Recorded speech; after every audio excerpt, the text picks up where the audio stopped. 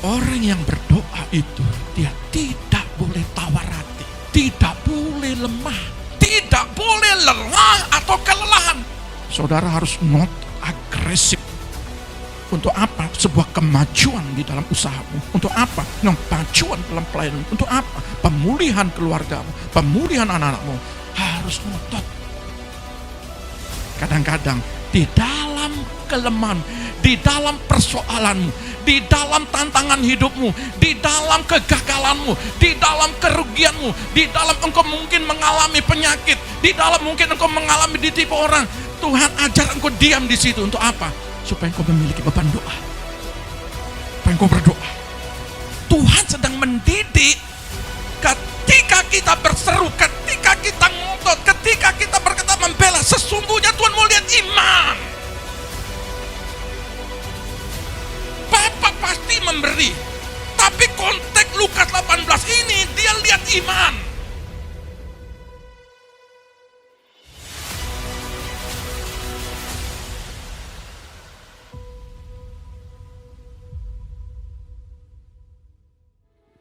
Kami siap Tuhan, Engkau isi bejana kami dengan firman-Mu. Bekerjalah ya Roh Kudus.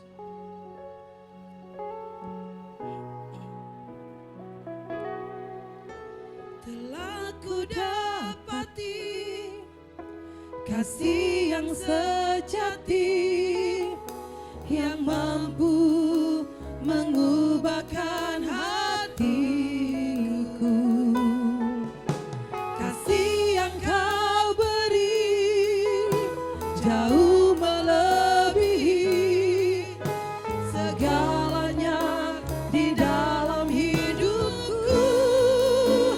Ku berikan semua yang berharga, semua yang mulia, semua yang terbaik dari hidupku.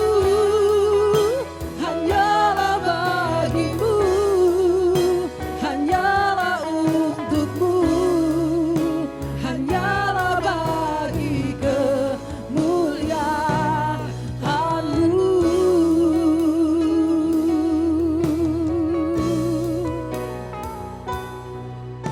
Telah ku dapati kasih yang sejati, yang mampu mengubahkan hatiku.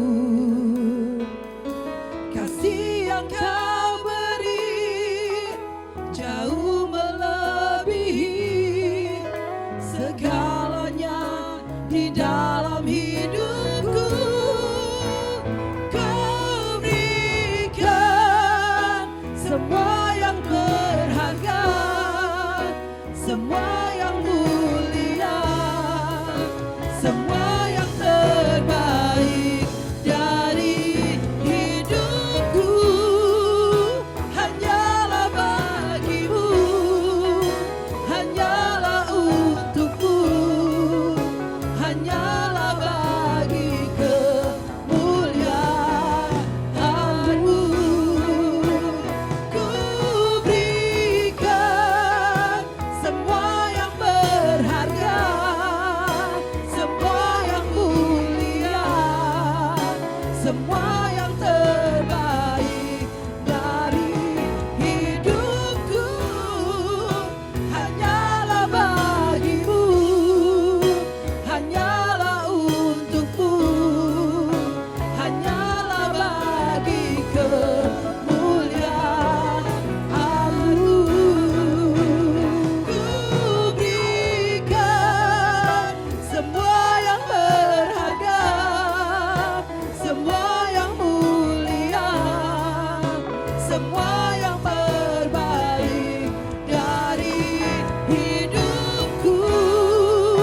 Hanyalah bagimu, hanyalah untukmu, hanyalah bagi kemuliaan-Mu. Ku berikan semua yang berharga, semua yang mulia,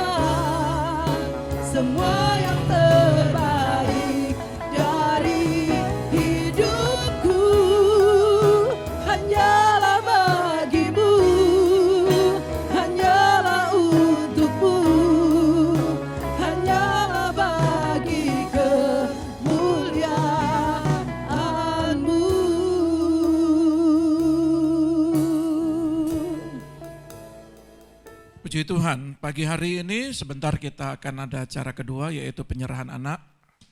Ya. Dan sebelumnya kita akan melihat sebuah kebenaran firman Tuhan. Ya, Bapak Ibu, kenapa kita tema beberapa bulan ini berbicara tentang doa? Karena memang doa ini adalah suatu benteng bagi kehidupan gereja Tuhan. Doa ini adalah sebuah saluran komunikasi ya kepada Tuhan. Apapun yang saudara inginkan, saudara butuhkan, maka doa ini adalah menjadi sebuah solusi bagi setiap pribadi yang mengalami beban berat, letih, lesu, ya, persoalan yang tidak pernah selesai, ya, tetapi doa ini adalah menjadi solusi jalan keluar bagi gereja Tuhan. Maka pagi hari ini saya ingin memberitakan sebuah kebenaran firman dengan tema jangan menyerah dan tawar hati. Dan dia selalu ya, dia tidak pernah mengulur-ulur waktu bagi anak-anaknya yang berseru kepada dia. Nah, sebab itu pagi hari ini kita berbicara tentang, ya ada gambar jam, itu berbicara tentang waktu. Oleh sebab itu pagi hari ini kita berbicara Lukas 18, ini ayat familiar. Ya, kitab ini berbicara tentang seorang hakim, tapi ada dua bagian yang saya ingin mempertajamnya. Ya. Mari kita lihat dulu dalam kitab Lukas. Ayat 1-3 demikian bunyi firman Tuhan. Yesus mengatakan suatu perumpamaan kepada mereka untuk menegaskan bahwa mereka harus selalu berdoa dengan tidak jemu-jemu. Katanya, dalam sebuah kota ada seorang hakim yang tidak takut akan Allah dan tidak menghormati seorang pun, dan di kota itu ada seorang janda yang selalu datang kepada hakim itu dan berkata, belalah aku terhadap lawanku. Saudara lihat, atau mungkin lebih baiknya diterusin saja sama ayat 8 ya. Boleh saja, boleh. Karena ini sebenarnya sudah sering dibagikan, tapi nggak apa-apa. Ya, ayat selanjutnya 4 terus. Ayat 4, beberapa waktu lamanya hakim itu menolak.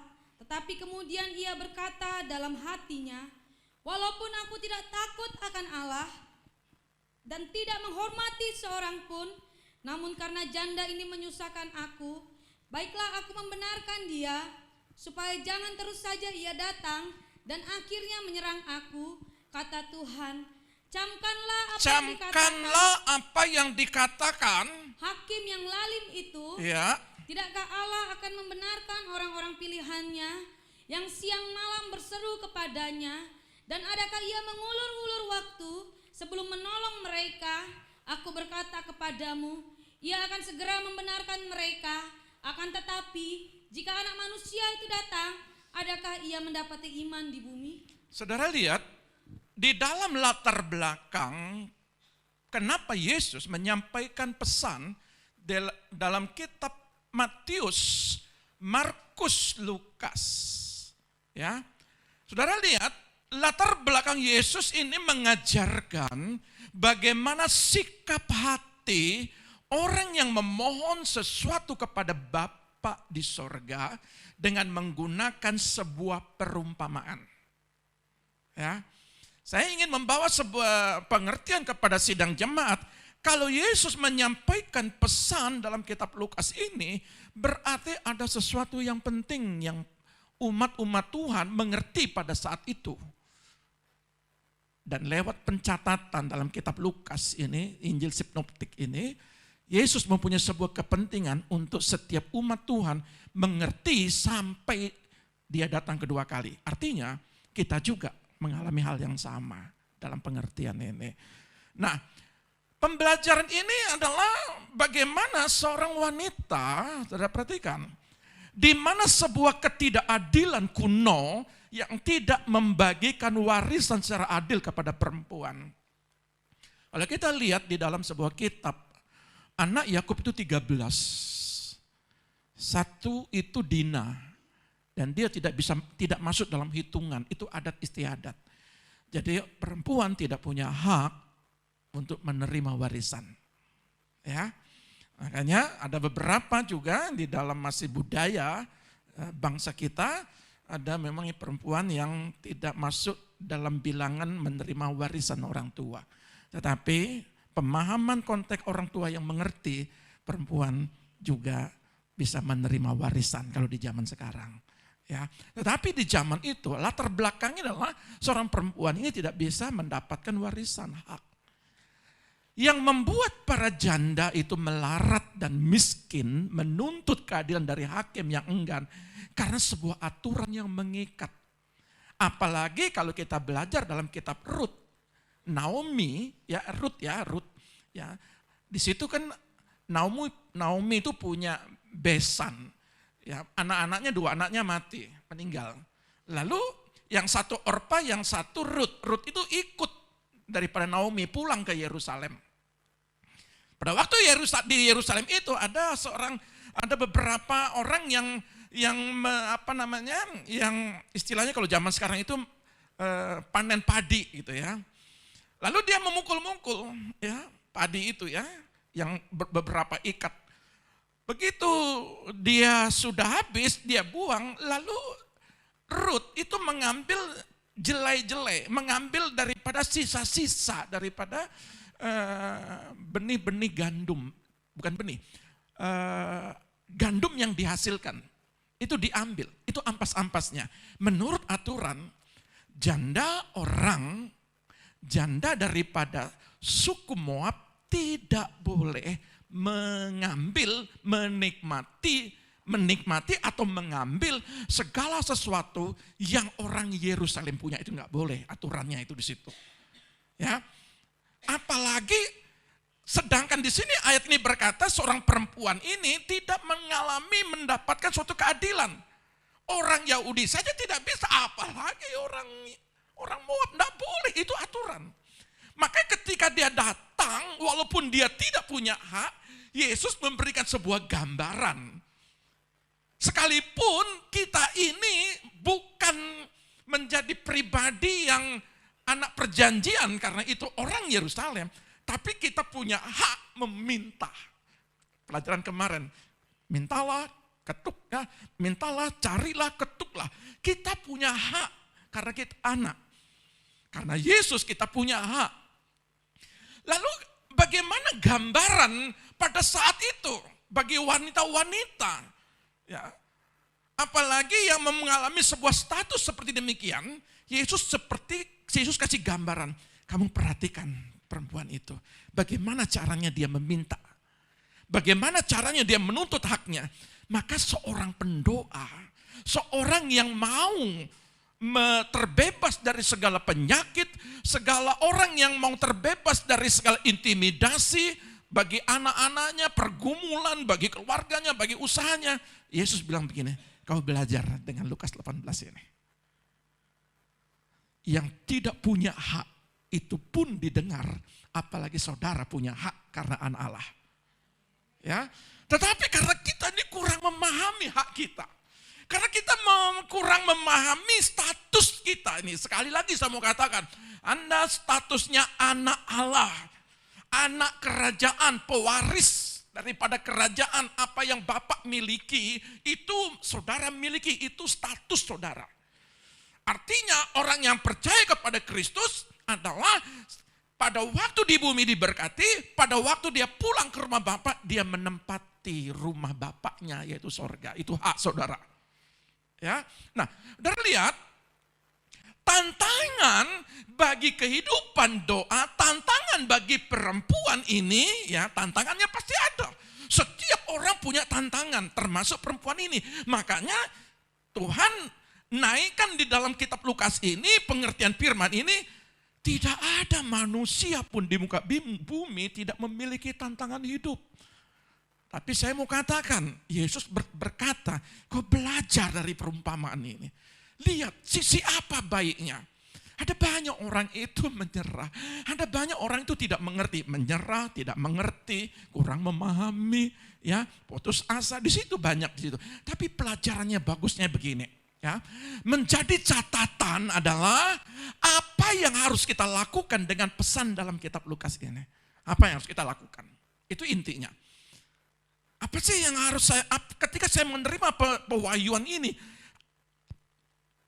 kitab Lukas ini, apa yang saya harus simak? Apa yang harus saya lakukan? Kalau saya sudah membaca, mendengar, mengerti, lalu bukan sebatas mendengar pagi hari ini, tapi saya ingin melakukan dalam perumpamaan ini. Nah, perhatikan baik-baik. Ada 3 tantangan yang membuat perbedaan dalam kehidupan doa. Ada 3 hal yang saudara sering alami. Ya, ada 3 hal yang banyak anak Tuhan alami di sini. Yang pertama adalah berkomitmen untuk berdoa. Tantangan daripada pendoa, dia kurang berkomitmen dalam berdoa. Makanya Yesus berkata, kau lihat komitmen wanita ini. Sekalipun dia tidak punya hak, tetapi dia mau membela perkaranya dia. Sebab itu di ayat ini dikatakan, pertanyaannya begini, apakah kita masuk dalam bilangan orang yang berkomitmen melakukan doa? Saudara yang bisa menjawab. Apakah, saya sekarang tema pagi hari ini saya banyak bertanya. Dan saudara cukup menjawab di dalam hati saudara. Mau dijawab, mau tidak dijawab, kembali kepada keputusan. Karena Yesus hanya memberikan perumpamaan kepada kita untuk kita lakukan. Keputusan kita untuk melakukan atau tidak, dikembalikan kepada kita. Maka disebab itu, apakah kita masuk dalam bilangan orang yang berkomitmen melakukan doa? Mari kita lihat Lukas 18 ayat 1, saya mau ulang. Yesus mengatakan suatu perumpamaan kepada mereka untuk menegaskan bahwa mereka harus selalu lagi berdoa dengan tidak jemu-jemu. Harus selalu berdoa dengan tidak jemu-jemu. Kalau kita lihat dalam pelajaran bahasa Indonesia, penegasannya melebihi dari penegasan lagi. Betul-betul tegas, tetapi diberikan catatan. Semua manusia harus berdoa ketika yang percaya kepada Kristus. Tidak ada alasan untuk tidak berkata, aduh Tuhan, nanti kita konteksnya kita akan pelajari. Tetapi ayat 1 ini berkata, selalu harus berdoa, tidak jemu-jemu, sangat lengkap. Maka disebutkan dalam ayat ini kata jemu-jemu itu ekakeo. Kata ekakeo itu adalah tawar hati. Sama sekali tidak bersemangat. Lelah, kelelahan, menjadi lemah, letih. Tetapi di ayat ini di depannya dikatakan tidak. Ada kata tidak. Berarti umat Tuhan mengantar kepada gereja umatnya pada saat akhir zaman ini. Orang yang berdoa itu dia tidak boleh tawar hati. Dia tidak boleh atau dia sama sekali tidak semangat. Tidak boleh tidak semangat. Tidak boleh lelah atau kelelahan. Jadi dalam konteks apapun, engkau kerja 25 jam sekalipun. Ada loh. Kafe 25 jam. Ada 25 jam. Saya pikir Indonesia, bangsa ini atau orang-orang pintar di dunia yang sudah mengatakan bahwa satu hari 24 jam. Ada juga yang membuat promo 25 jam. Open. Saya mikir 25 jam itu jam berapa sih? 25 jam itu jam berapa? Tetapi di ayat ini berkata, sekalipun engkau letih bekerja, tidak ada alasan untuk tidak berdoa. Saya dalam membawa sebuah konteks pengajaran firman Tuhan. Saya dalam konteks tidak menganjurkan saudara karena saudara yang memberikan keputusan. Ya, saudara mau lakukan, mau tidak lakukan, 1 hari 24 jam. Kalau kita hitung 1/10 dari 1 hari, 2 jam, 40 menit. 1 hari. Coba kau hitung. Kalau saudara kasih 2 menit 40 detik, berapa persen? 2 menit 40 detik. Ada juga yang tidak kasih. Untuk datang untuk berdoa kepada Tuhan. Berarti ekakio tidak terjadi bagi hidupnya dia ini. Dia tidak masuk dalam bilangan orang yang berkomitmen di dalam doa. Ya, jadi orang yang berdoa itu tidak boleh tawar hati sama sekali. Tidak bersemangat itu tidak boleh.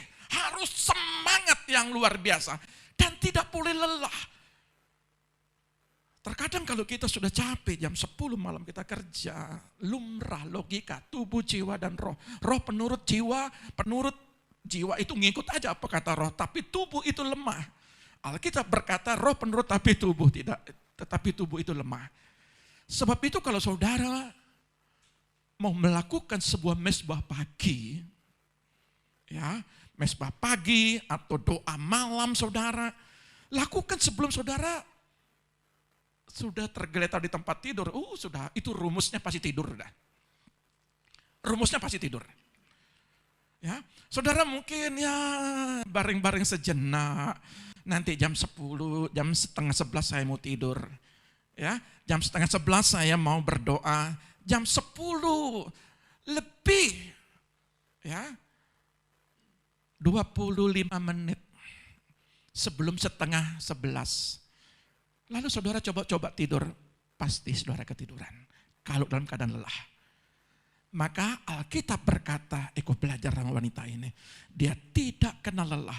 Padahal dia tidak punya hak untuk menerima, tetapi dia berusaha. Ya, dia tidak jemu-jemu, dia ekakeo, dia tidak tawar hati, walaupun dia tidak punya hak, tetapi dia ekakeo, dia terus, ya, dia tidak ekakeo, dia terus, dia tidak lelah untuk terus berkata kepada hakim, belalah perkaraku, aku mohon, aku minta. Ya. Di dalam ayat ini Yesus berkata bahwa kita harus selalu berdoa. 1 Tesalonika 5 ayat 17, coba lihat.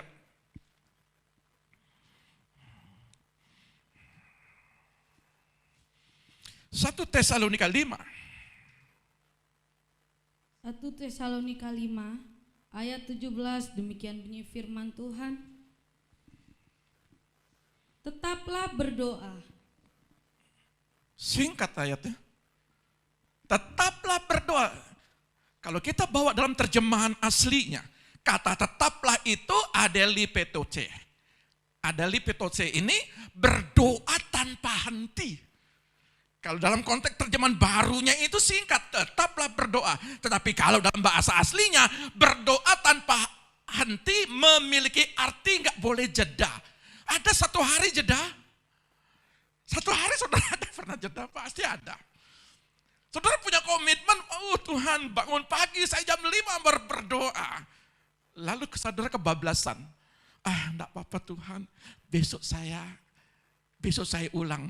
Kalau saya komitmen 1 jam, besok saya doa 2 jam Tuhan. Berarti itu ada jeda. Doa itu bukan di istilahnya apa ya, doa itu kalau orang puasa, lalu dia puasa 3 hari, dia ngamuk kalau setelah buka puasa. Yang 3 hari itu nggak makan, hari ketiga dia buka puasa itu, yang 1-2 hari itu diborong semua, padahal cuma 1 piring.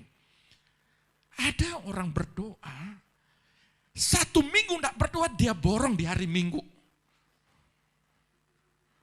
Hari Minggu cukup dia doa, padahal Senin, Selasa, Rabu, Kamis, Jumat, Sabtu, Tuhan jeda ya. Nanti hari Minggu Tuhan tak balas, padahal doanya tidak sampai 30 menit.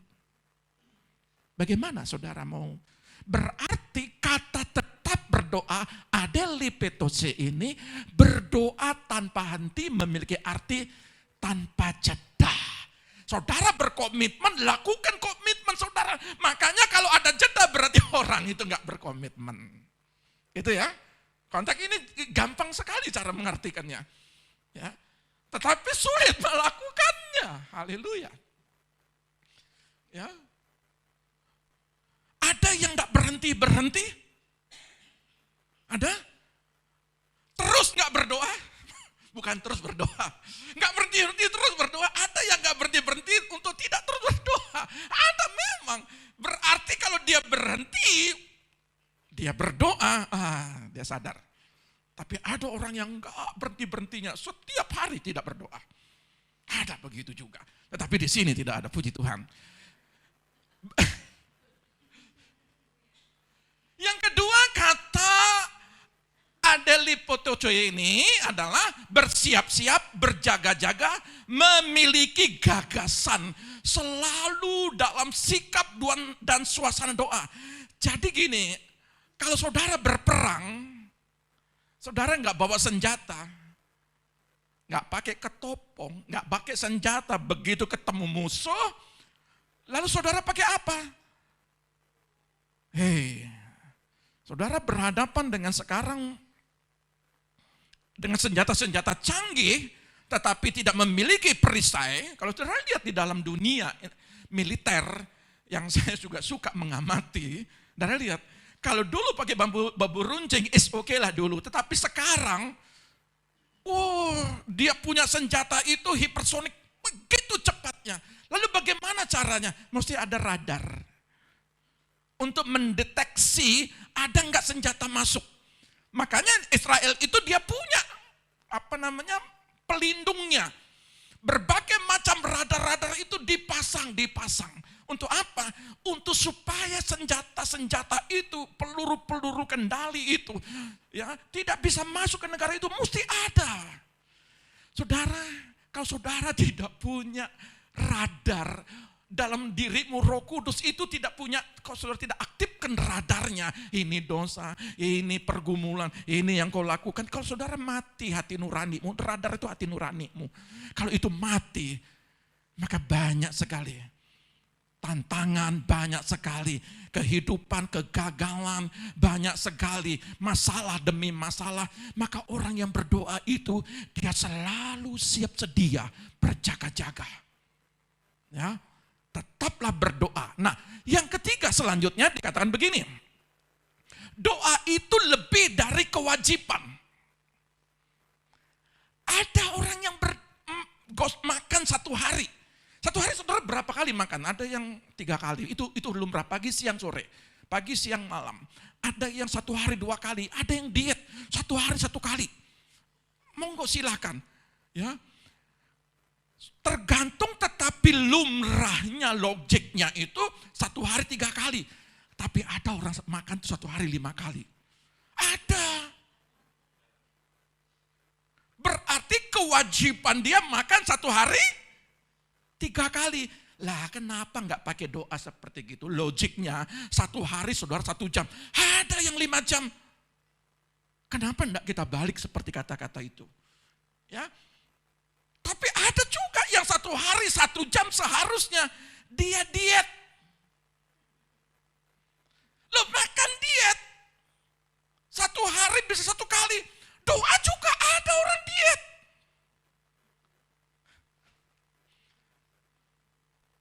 Ada orang puasa 3 hari. Ada juga orang puasa makan 3 hari nggak makan nggak minum.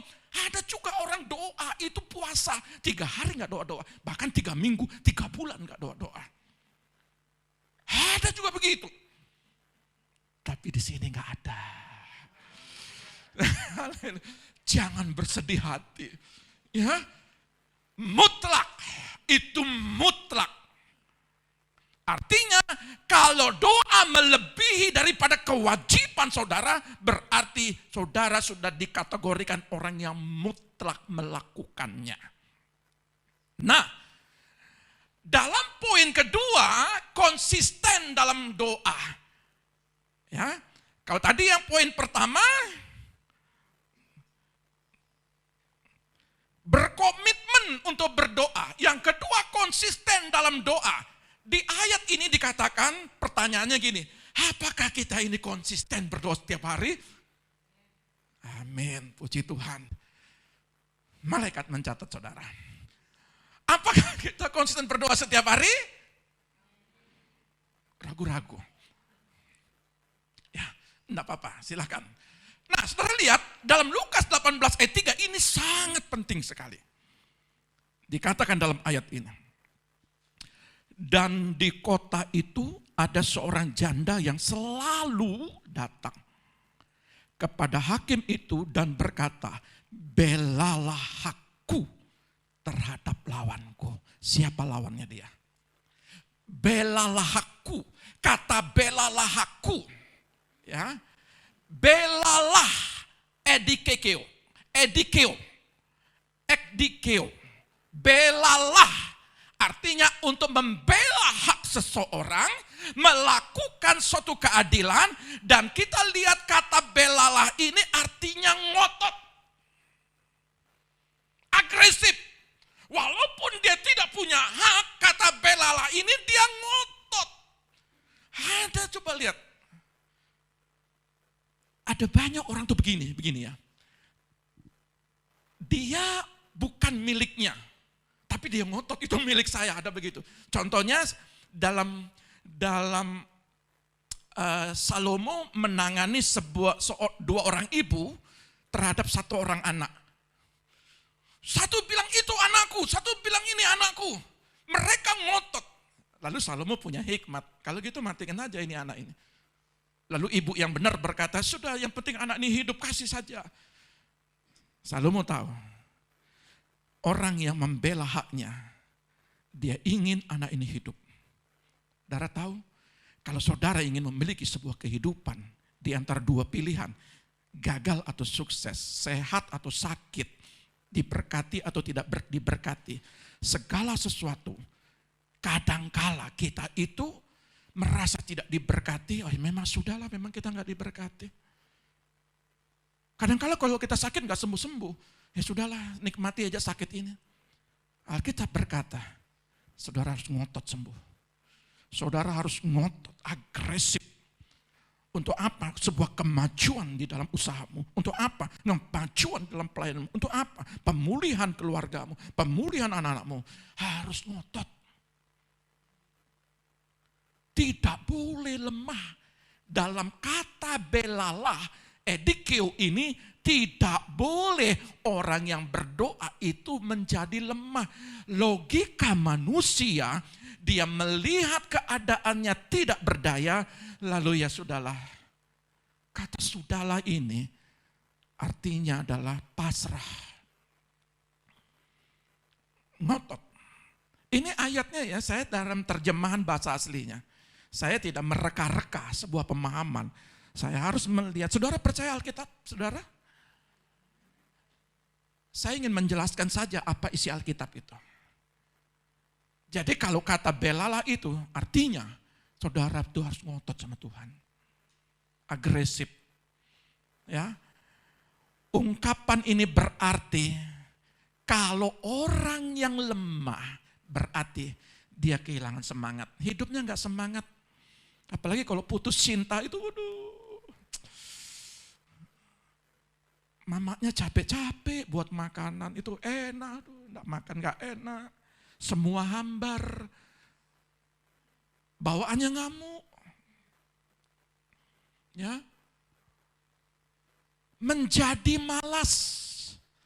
Jadi kalau orang yang lemah itu, orang yang tidak membela haknya dia, ngotot di dalam doanya, bawaannya malas. Mandi malas, sikat gigi malas, umpama. Bila perlu minta duit malas, itu bagus sebenarnya. Sebenarnya bagus, kalau malas itu bagus, ya dalam konteks yang positif, malas minta duit. Ada orang yang duit, kalau nggak terus ada gitu, mbok ya sekali-sekali malas mintalah, kan gitu, ya. Papa mama pasti senang. Ada orang juga menjadi lelah. Jadi kalau orang yang membela, orang yang agresif itu dia tidak lelah. Seperti janda ini, hakim ini hakim yang nggak peduli. Percaya dengan Tuhan nggak peduli. Ini aturan kamu tidak bisa. Tapi kalau perempuan ini terus tanpa lelah, terus dari Tuhan terus. Tuhan belalah perkaraku, Tuhan tolonglah aku. Dia tidak kehilangan semangat. Oh, luar biasa. Ya.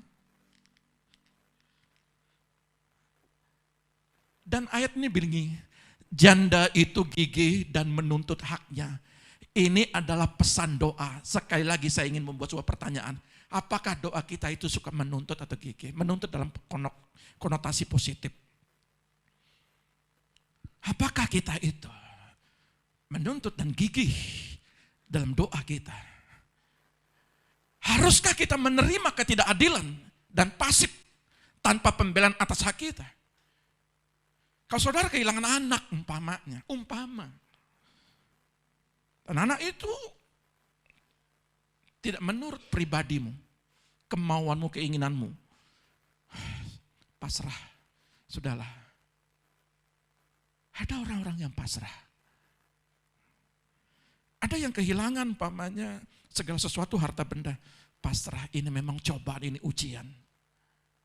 Ada yang begitu juga. Dalam konteks ini, saya mau katakan, kata belalah hakku. Orang yang harus menerima ketidakadilan, dia pasif, dia diam. Ini sudah takdirku. Dalam konteks Lukas 18, tidak ada kata takdir. Tidak ada orang yang pasif. Dia harus menuntut yang tidak punya hak nuntut, apalagi saudara punya hak.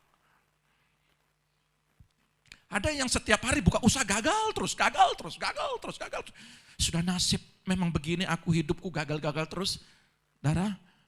Saudara termasuk kategori orang pasif. Sama seperti Petrus. Petrus itu begitu tidak dapat ikan, kembali pulang. Dengan sedih dia gulung, dia punya jalannya ya. Nah, mungkin ini seperti pawayan, mungkin sedih kalau nggak dapat ikan, ya sudah. Tapi saya mau katakan begini, datang Yesus, ayo kita pergi lebih tengah lagi, tebarkan jala kananmu. Karena lihat, Yesus ajarkan supaya tidak kenal lelah. Ada banyak orang yang pasrah di sini. Aku tuh nggak sekolah, memang nggak bisa. Keadaanmu adalah keadaanmu. Tapi saudara mau lihat, ada keadaan yang di luar batas nalarmu, batas pikiranmu. Itu akan bekerja, yaitu Roh Kudus. Ya, tanpa pembelaan atas hak kita, orang pasif. Yang ketiga, haruskah kita hanya menunggu Tuhan dengan sabar dan tetap diam? Ada orang juga yang begini, tunggu waktu Tuhan, betul. Orang sabar, betul. Tapi haruskah janda ini tunggu? Sampai kapan dia tunggu? Tapi Alkitab berkata dalam ayat 1, dalam ayat 2, ayat ketiga, dia berkata belalah hakku. Artinya di dalam hal pengertian ayat ini, kita diajarkan untuk terus mencari, meminta, mencari dan mengetok dalam Matius 7 ayat 7. Haruskah kita hanya menunggu Tuhan dengan sabar dan tetap diam? Kalau sabar dalam doa bagus karena menunggu waktu perkenanan Tuhan. Tapi kalau ada orang sabar nunggu, pasrah itu namanya. Berserah sama pasrah beda. Kalau berserah dia menyerahkan kepada Tuhan, tunggu waktu Tuhan. Tapi kalau pasrah memanglah nasib. Gini-gini nasib, rugi nasib, kecelakaan, aduh nasib. Ya, apalagi ditipu orang, aduh nasibku. Apalagi ada banyak orang bergantung sama nasib. Tapi anak Tuhan, dia bergantung dengan Tuhan. Amin. Ya, jadi haruskah kita hanya menunggu Tuhan dengan sabar dan tetap diam? Harus kita menunggu Tuhan, iya, dengan sabar, iya, di dalam hadirat. Tapi bukan diam 1000 bahasa, hanya memandang Yesus. Kapan dia turun? Kapan dia memberkati? Tidak bagi janda ini. Dia tunggu hakim itu datang, tetapi dia berseru. Bapak hakim, belalah perkaraku, begitu. Jadi kalau orang yang menunggu jawaban, tetapi dia menunggu di dalam doa. Ya, nah, dan lihat catatan. Dia menunjukkan kepada kita bahwa Allah senang menjawab orang yang konsisten di dalam doa. Lukas 18 ayat 7, mari kita lihat. Alkitab berkata begini, tidakkah Allah akan membenarkan orang-orang pilihannya yang siang malam berseru kepadanya, dan adakah ia mengulur-ngulur waktu sebelum menolong mereka? Ya, di dalam ayat ini dikatakan, kenapa Allah berjanji menjawab doa umatnya dan tidak mengulur-ngulur waktu? Pertama, karena dia mendengar doa. Karena dia mendengar komitmen doa. Karena dia mendengar konsisten berdoa. Hakim itu mendengar karena konsisten janda ini, perempuan ini konsisten berseru, belalah, belalah hakim. Itu konsisten dan dia tidak undur. Dia ada dalam ruangan hakim itu. Dia mohon pembelaan. Hebatnya, biasanya kalau dalam sebuah perkara, ini kan saya beberapa kali melihat sebuah perkara, tunggu besok, tunda ya minggu depan, tunda ya bulan depan nanti pertemuan kedua, terus. Tetapi di dalam konteks ini orang yang siang malam berdoa, ya, orang yang siang malam berseru kepada hakim itu pun hakim lalim pun itu dikatakan dia mengabulkan. Apalagi kalau saudara datang kepada Tuhan siang dan malam, bukan siang tok. Bukan malam tok. Ya. Siang dan apakah saudara melakukan? Haleluya. Haleluya. Yang kedua, dikatakan begini, kita tidak perlu takut bahwa Tuhan selalu terbuka untuk mendengar seruan doa. Ya, dalam konteks ini kita nggak perlu takut. Karena kita punya hak untuk selalu berdoa, jadi kalau kita berdoa ngotot minta kepada Tuhan, maka dia mendengar seruan doa kita. Yeremia 33 ayat 3.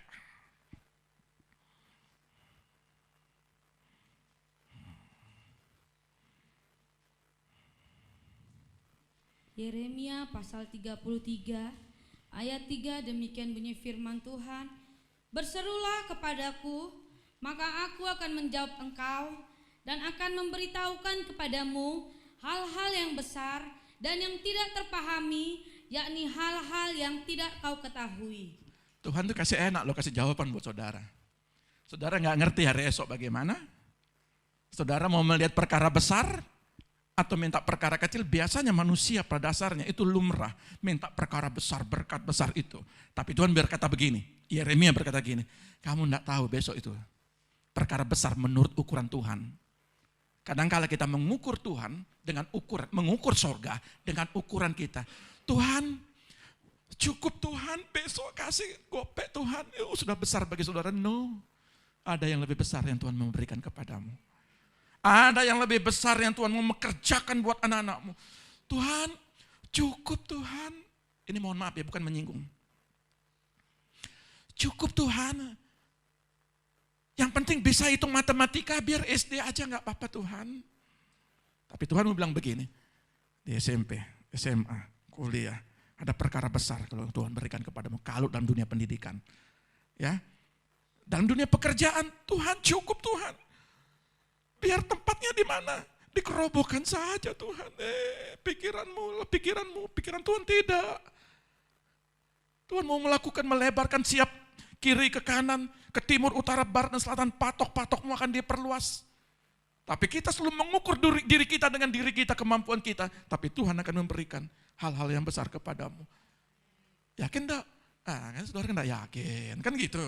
Ya, harus yakin. Susah kalau kita meyakinkan seseorang. Ya, maka dalam Yeremia ini dikatakan, jika berserulah kepadaku, maka aku akan menjawab engkau dan akan memberitahukan kepadamu hal-hal yang besar yang tidak terpahami.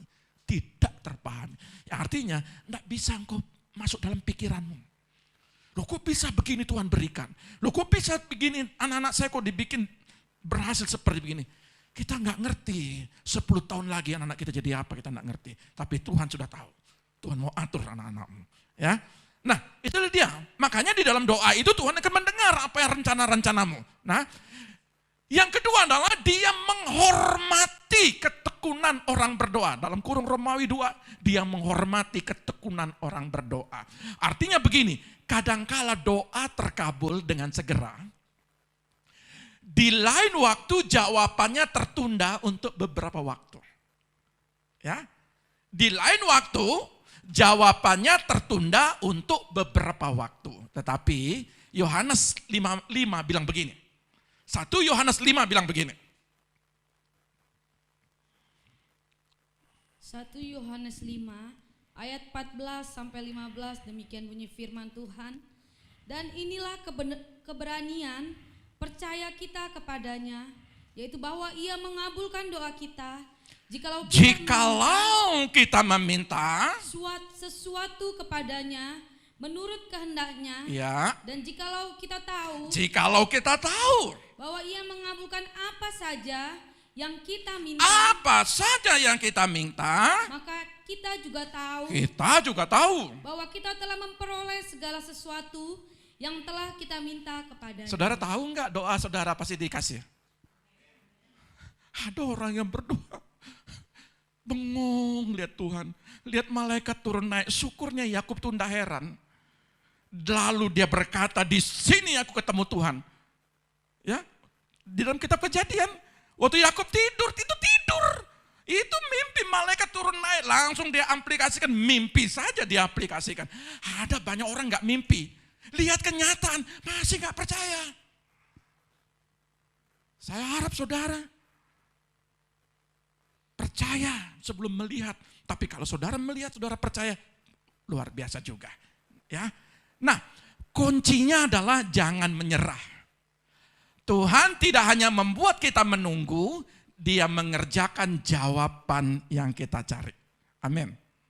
Nah, ketekunan kita dalam berdoa menunjukkan betapa dalamnya beban kita. Ini saya mau kasih di dalam kata-kata prophetic, kata-kata motivasi buat saudara. Kata-kata motivasinya begini. Ketekunan kita dalam berdoa menunjukkan betapa dalamnya beban kita. Jika kita berdoa 1 atau 2 kali dan kemudian menyerah, kita tidak memiliki sebuah beban. Ya. Kalau orang yang menyerah 1-2 kali datang sudah langsung dia tidak berdoa lagi, berarti orang itu dia tidak memiliki sebuah beban. Beban itu memiliki tujuan untuk menempatkan kita di hadapan Tuhan dan menahan kita di situ. Menahan kita kalau sampai belum mendapat jawaban, Tuhan mau ajar kita berdiam di situ. Seperti seorang janda itu diam dalam hakim. Terus dia meminta, tolong belalah aku. Hakim itu mengajarkan dia di tempat itu untuk berseru. Dan Bapa kita di sorga, kadang-kadang di dalam kelemahan, di dalam persoalanmu, di dalam tantangan hidupmu, di dalam kegagalanmu, di dalam kerugianmu, di dalam engkau mungkin mengalami penyakit, di dalam mungkin engkau mengalami ditipu orang, Tuhan ajar engkau diam di situ untuk apa? Supaya engkau memiliki beban doa. Supaya engkau berdoa. Ya. Nah, kalau Allah harus mengerti hidup kita dan tahu apa kebutuhan kita, lalu kita tidak perlu meminta kepadanya di dalam doa, karena Bapak ngerti loh kebutuhan kita. Untuk apa kita berdoa? Karena Bapak ngerti. Kalau itu konteks saudara, berarti maka kita menjadi anak-anak yang tidak memiliki beban. Karena apa? Karena setiap kebutuhan kita berikan. Setiap kebutuhan apa perlu makan, minum, mama, papa masak. Anak-anak minta enggak? Contoh Yosua. ngomong. Aja mamanya ngerti, oh dia minum susu. Sudah ngerti. Kalau sudah teriak-teriak gitu, oh dia sumuk, oh dia kepanasan, sudah ngerti. Artinya, kalau orang tua hanya mengerti saja, oh ini berarti anak itu bisu. Mohon maaf. Pakaikan pakaian, mandikan, kasih makan. Apa saudara rindu enggak anak itu bersuara? Atau diam, begitu lahir langsung diam. Bingung saudara. Betul enggak? Begitu melahirkan langsung enggak ada suaranya. Wah ini langsung bawa ke rumah sakit. Artinya apa? Saudara tahu? Kalau saudara hanya dicekokin, oh anakku butuh sep motor, oh anakku. Jadi anak itu malas. Karena apa? Karena sudah ada. Konteks Lukas ini tidak mengajarkan, Bapak tidak mengajarkan. Bapak diam, ngerti. Oh hari ini dia butuh rumah, oh hari ini dia butuh uang sekolah. Artinya apa? Anak itu jadi malas meminta karena bapaknya mengerti. Kalau itu konteks kita kepada Bapa di sorga, maka tidak perlu kita berdoa. Karena Bapak kita ngerti. Setuju nggak ayat ini? Kalau Allah harus mengerti hidup kita dan tahu apa kebutuhan kita, lalu kita tidak perlu meminta kepadanya dalam doa, maka kita menjadi anak yang tidak memiliki beban. Saya belum bicara ayat 8 tentang iman. Baru beban. Orang yang punya persoalan Tuhan sedang membawa ke dalam iman. Maka Tuhan katakan, masih aku jumpai iman dalam muka bumi ini. Coba lihat. Ini bukan konsep Lukas 18. Iman yang stabil. Mari kita lihat ayat 18.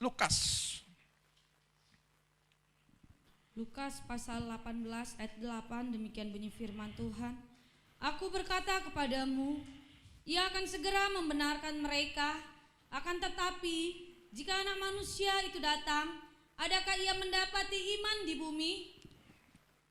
Apakah dia menemukan umatnya bertekun dalam doa dan apakah dia melihat sebuah progres pertumbuhan iman?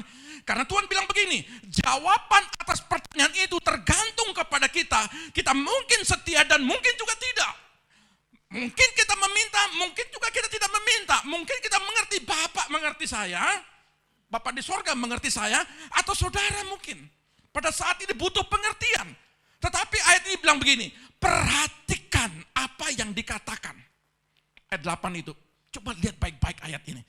Ayat 8 bilang begini, aku berkata kepadamu, ia akan segera menjawab doamu, artinya membenarkan mereka. Akan tetapi, jika anak manusia itu datang, adakah ia mendapati iman di bumi?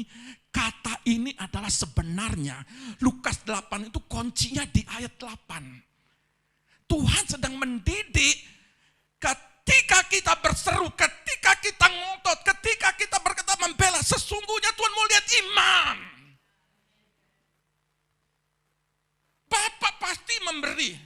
Tapi konteks Lukas 18 ini dia lihat iman.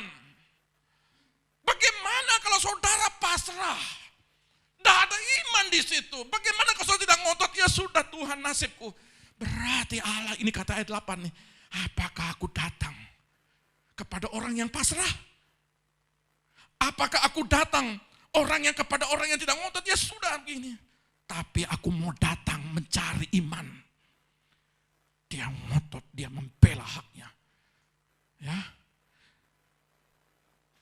Lukas 18 membawa umatnya pada sebuah pembuktian iman.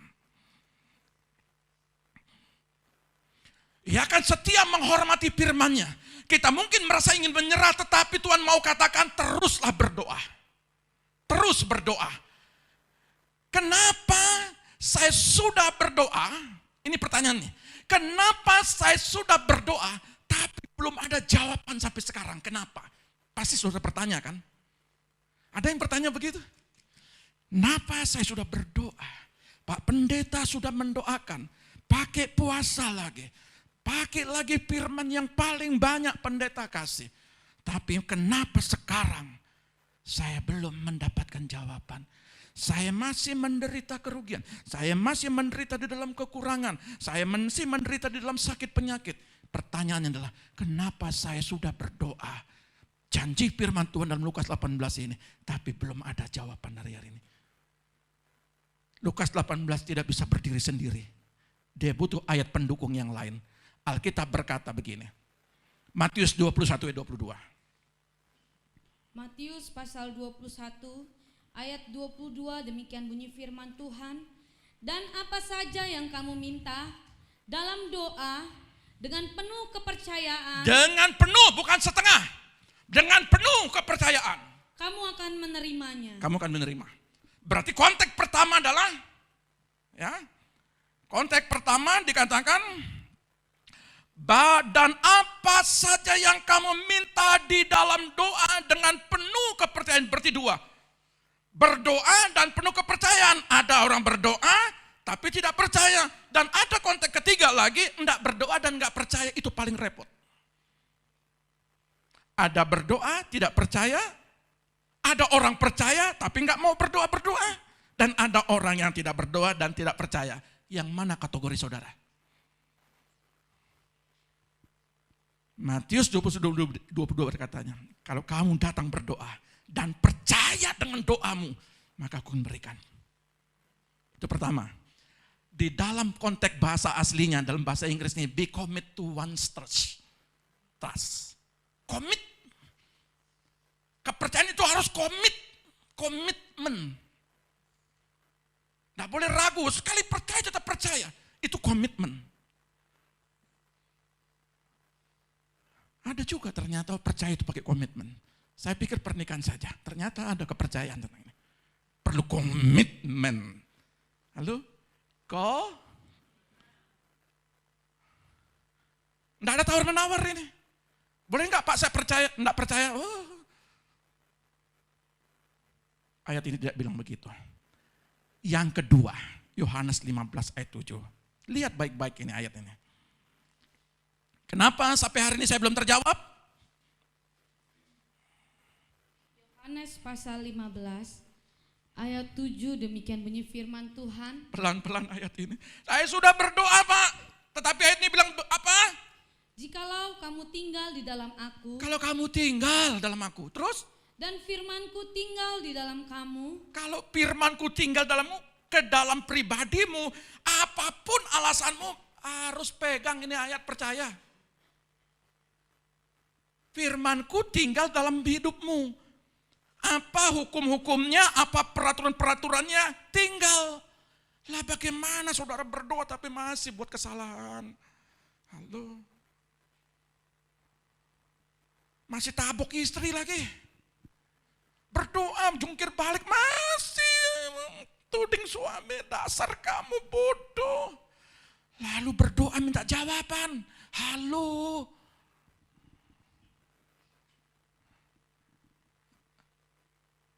Senyum-senyum manis yang luar biasa. Berdoa, halo anak-anak muda. Masih ngeremon sama orang tua. Dasar bapak, mama, gak tahu diuntung sudah makin tua, makin jadi, makin cerewet. Lalu saudara mau berdoa. Makanya hari ini gak ada jawaban. Firman itu harus tinggal dalam hidupmu. Hai anak-anak, tunduklah kepada orang tua. Hai istri-istri, tanduklah suamimu. Hai istri-istri, tunduk kepada suamimu. Hai suami-suami, kasih istri tapi tidak kasih duit istri buat belanja hari ini, tidak dikasih duit, itu namanya mengasihi.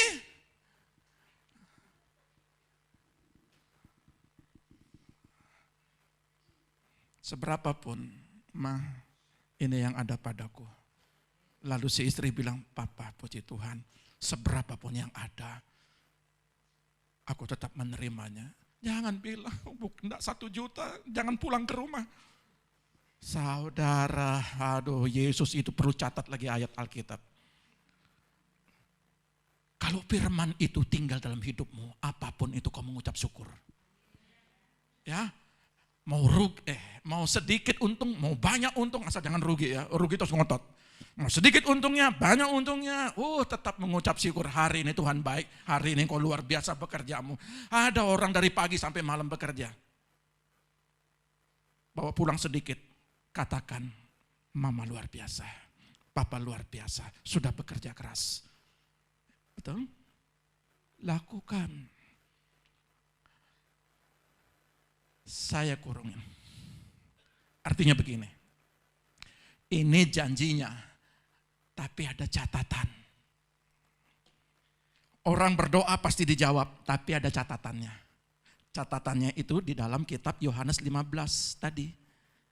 Jikalau kamu tinggal di dalam aku dan firmanku tinggal di dalam kamu, mintalah apa saja yang kamu kehendaki dan kamu akan menerimanya. Karena apa? Karena kalau saudara dijawab, ayat 8 bilang begini, dalam hal ini Bapakku dipermuliakan, yaitu jika kamu berbuah banyak dan dengan demikian kamu adalah murid-muridku. Artinya kalau doamu dijawab, Bapak di sorga dipermuliakan. Jadi tidak ada alasan untuk tidak dijawab doamu. Tetapi yang membuat doamu tidak dijawab, karena firman itu tidak tinggal dalam hidupmu. Ya, amin. Anak-anak tidak boleh memberontak kepada, kalau dikasih duit, tetap sayang. Amin. Amin. Anak-anak muda, amin. Anak-anak muda ini, ya, jangan sampai Papa Pendeta dengar, lihat lagi ya. Kalau masih orang tuanya, Papa Mama ayo ngepel nyapu. Lalu anaknya langsung duduk. Gantian. Tunggu saya besar nanti nanti kita urus Papa Mama. Papa Mamanya, Bu ya gantian lah. Ya, kalau mau diberkati, berkati orang tuamu hari ini. Amin. Tuhan Yesus memberkati. Mari kita datang kepada Tuhan. Ya.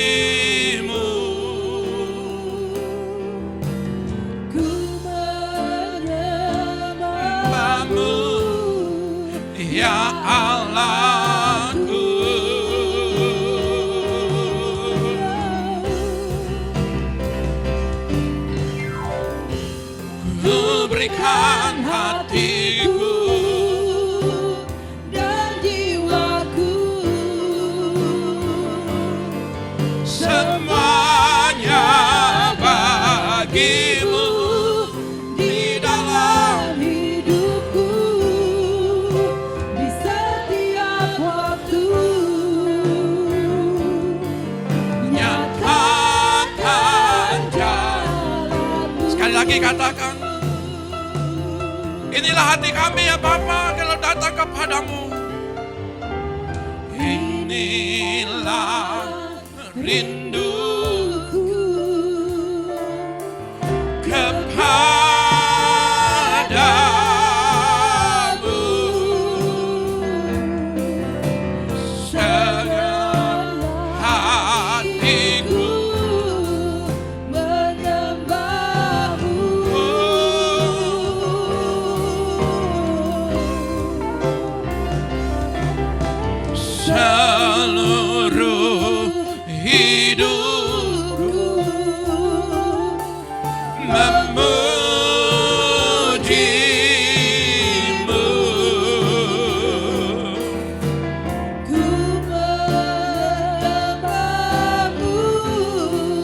ya Allahku.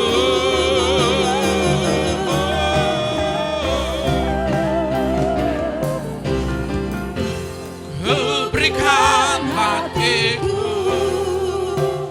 dan jiwaku, semuanya bagimu di dalam hidupku. Di setiap waktu nyatakan jalanmu, ku berikan hatiku Bapak, ini hati kami, dan jiwaku, inilah hidup kami, jiwa kami, pikiran kami. Semuanya untukmu Tuhan. Di dalam hidupku, Ketika aku berdoa, di setiap waktu, nyatakan jawabanmu Tuhan. Ku berikan dan jiwaku, semuanya bagimu. di dalam hidupku, Di setiap waktu. nyatakan jalanmu. Kiala rabaya sakatakan.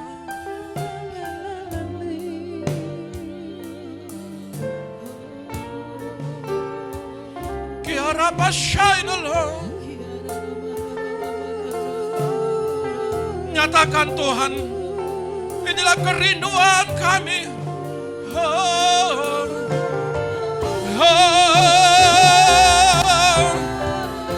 Kier.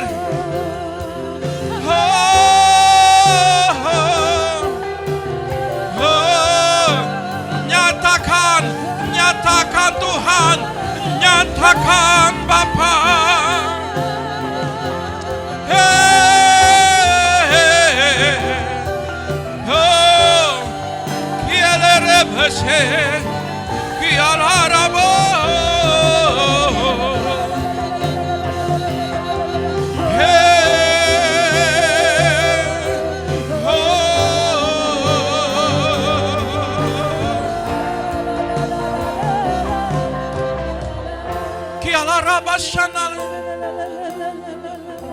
Kiala rabaya sakat akalan. Kiala raba sakat akalan.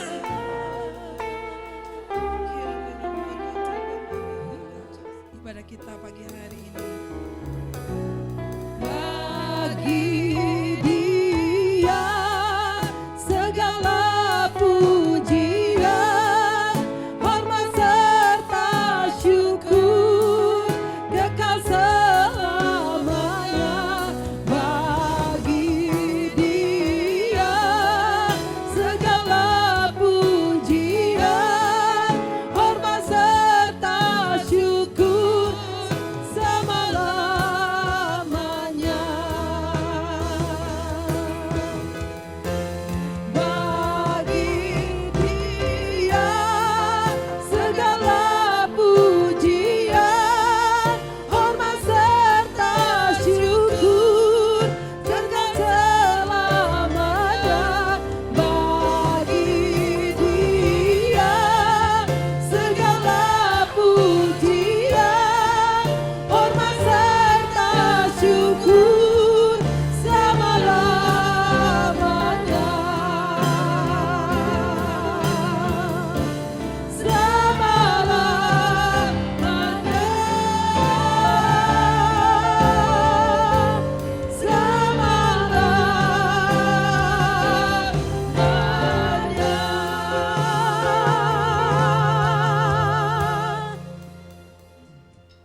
Kami mengucap syukur Bapa. Engkau sudah memberkati jalannya ibadah ini dari awal hingga akhir. Biarlah firman-Mu yang kami dengar, kami remakan, dan kami lakukan. Karena kami percaya bahwa hidup kami adalah hidup diberkati. Angkat kedua belah tanganmu, terimalah berkat daripada Bapa Surgawi. Diberkatilah keluargamu, diberkatilah anak-anakmu, diberkatilah pendidikan anak-anakmu, diberkatilah kesehatanmu, diberkatilah lumbung-lumbungmu. Apa yang kau kerjakan lewat tanganmu akan selalu dibuat berhasil. Setiap kakimu melangkah, Tuhan akan memberkati. Tuhan akan menuntunnya kemanapun engkau pergi. Damai sejahtera Allah, sukacita Allah, berkat Allah, kesembuhan dari Allah terjadi bagi hidupmu. Di dalam nama Bapa, Putra, dan Roh Kudus, di dalam nama Tuhan Yesus, yang diberkati Tuhan pagi hari ini katakan haleluya. Amin. Tuhan Yesus memberkati.